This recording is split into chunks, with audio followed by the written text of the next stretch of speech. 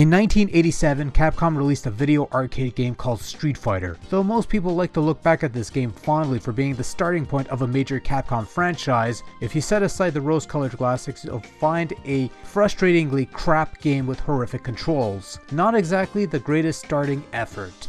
Fortunately, 1981 saw the release of Street Fighter 2, which was an infinitely much better video game, so much so that it pretty much defined the modern-day fighting game into something we all know and love. In 1995, Capcom released their follow-up to the Street Fighter 2 series called Street Fighter Alpha Warrior's Dreams. Originally debuting in arcades, it eventually graced the 32-bit consoles of the time, as well as the PC platform, skipping over the aging 16-bit machines that were still being supported somewhat. 5 years later, Capcom and Crawfish Entertainment brought the arcade classic Street Fighter Alpha over to Nintendo's Game Boy Color system.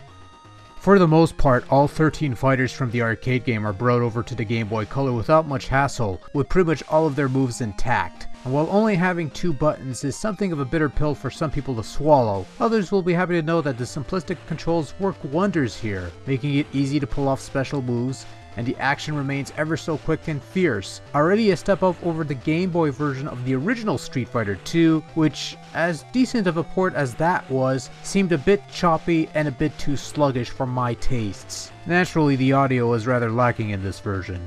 There are no voiceovers, which is a given.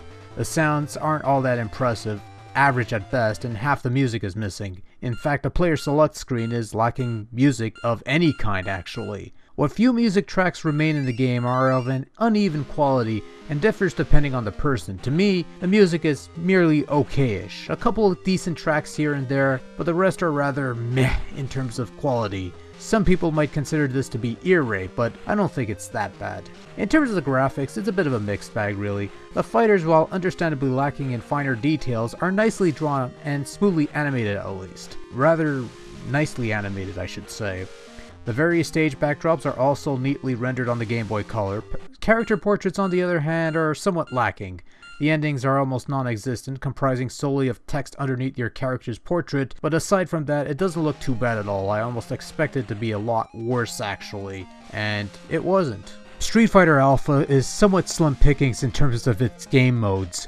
You only have arcade and training modes available to be played, with no visible or apparent versus build to be found anywhere. As a result, multiplayer Street Fighter on the go is impossible as far as Street Fighter Alpha on Game Boy Color is concerned. It's a rather unfortunate omission, as I don't see how they couldn't have integrated such a mode.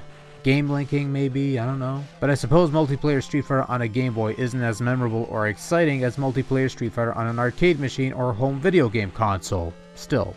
Overall, Street Fighter Alpha is a rather solid Game Boy Color conversion of the arcade classic. It won't replace a good console-based Street Fighter or even an arcade-based one, nor will it come close to taking time away from whatever fighters are available on the current handhelds, but it does make for a good addition to the Game Boy Color library, and is a rather interesting curiosity piece if nothing else. It's simply a wonderful game that pulls off the Street Fighter feel rather well on low tech, and does a better job of it than the various pirate versions I've seen floating around on NES or Master System. Nicely done, no complaints. Why not?